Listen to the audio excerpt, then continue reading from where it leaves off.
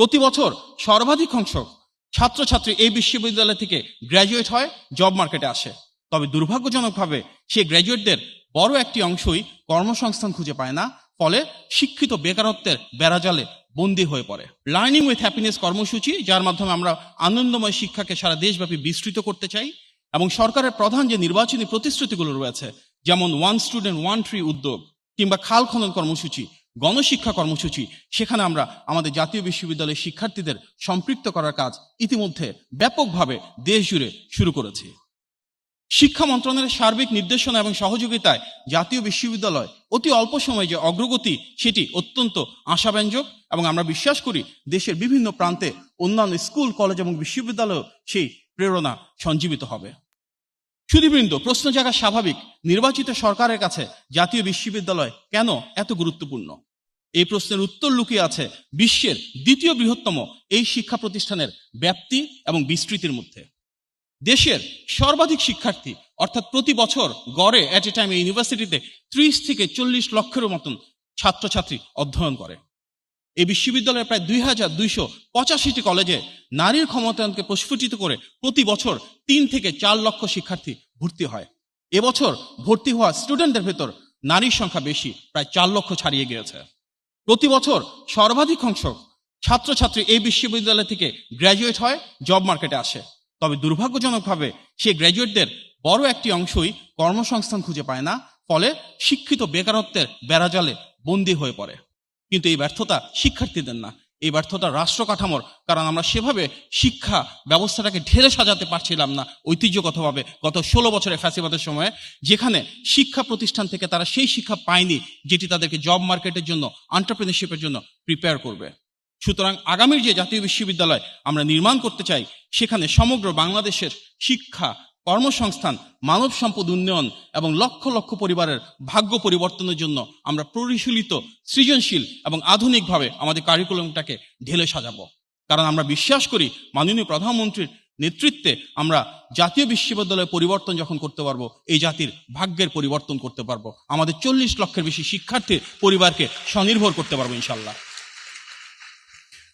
জাতীয় বিশ্ববিদ্যালয়ের আরেকটি গুরুত্বপূর্ণ বিষয় হলো, এটি রাজনীতি বা রাজধানী কেন্দ্রিক কোনো প্রতিষ্ঠান নয়। এটি সারা দেশ জুড়ে বিস্তৃত একটি সুবিস্তৃত বিশাল উচ্চশিক্ষার নেটওয়ার্ক।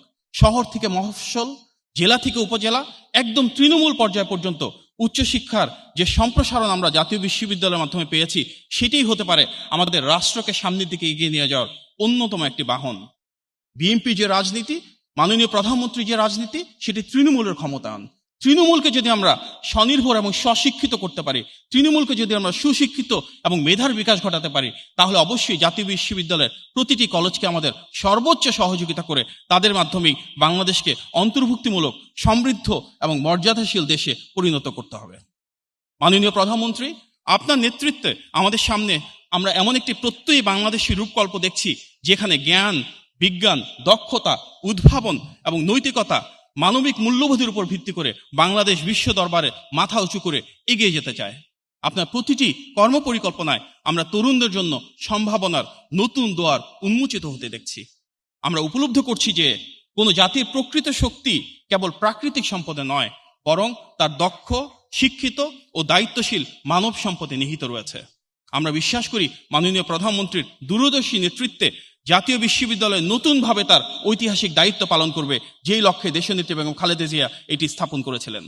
দেশের প্রান্তিক জনপদ থেকে উঠে আসা লক্ষ লক্ষ শিক্ষার্থী ডিগ্রি অর্জন করবে, পাশাপাশি কর্মদক্ষ, সৃজনশীল, প্রযুক্তি বান্ধব এবং দেশপ্রেমিক নাগরিক হিসেবে নিজের, পরিবারের এবং দেশের ভাগ্যের পরিবর্তন করবে। তারাই হয়ে উঠবে আগামীর বাংলাদেশের অর্থনৈতিক অগ্রযাত্রা, সামাজিক স্থিতিশীলতা এবং জাতীয় সমৃদ্ধির অন্যতম চালিকা শক্তি।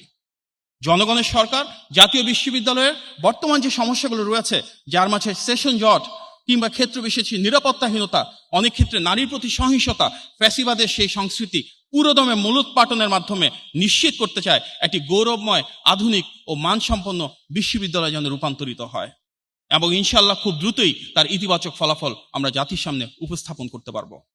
সুধীবৃন্দ, মাননীয় প্রধানমন্ত্রীর নেতৃত্বে বিএনপি সরকার গঠনের পর প্রথম 30 দিনে, প্রথম 60 দিনে এবং প্রথম 100 দিনের যে অবিস্মরণীয় অর্জন, সেটি বাংলাদেশের ইতিহাসে এক অনন্য দৃষ্টান্ত স্থাপন করেছে।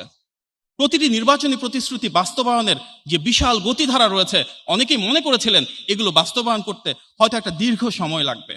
কিন্তু আমরা দেখছি নির্বাচনী ইশতেহারের ঘোষিত প্রধান অঙ্গীকারগুলোর প্রায় সবগুলোই অত্যন্ত দ্রুততম সময়ে জাতির সামনে যেভাবে বাস্তবায়ন করা হয়েছে, এটি আমাদেরকে নতুন আশার আলো দেখাচ্ছে। জবাবদিহিতা, দায়বদ্ধতা এবং স্বচ্ছতা রাজনীতির আলো সামনের দিকে প্রসারিত করছে। বহু অর্জন এবং পরিবর্তনকে পাথেয় করে আসুন আমরা সামনের দিনগুলোতেও মাননীয় প্রধানমন্ত্রীর কালজয়ী পরিকল্পনাগুলোকে বাস্তবায়নে ঐক্যবদ্ধভাবে কাজ করি। আসুন আমরা শহীদ প্রেসিডেন্ট জিয়াউর রহমান এবং দেশনেত্রী বেগম খালেদা জিয়ার নেতৃত্বাধীন প্রতিটি গণতান্ত্রিক সরকারে যে স্বচ্ছতা, জবাবদিহিতা, দায়বদ্ধতা এবং গণমানুষের ক্ষমতায়ন ছিল, সেটিকে ধারণ করে গড়ে তুলি একটি স্বচ্ছ, দক্ষ, স্বনির্ভর, মানবিক এবং নিরাপদ বাংলাদেশ। আর সেই লক্ষ্যে আসুন আমরা জাতীয় বিশ্ববিদ্যালয়কে আবারও জনগণের আশা আকাঙ্ক্ষার কেন্দ্রবিন্দুতে পরিণত করি।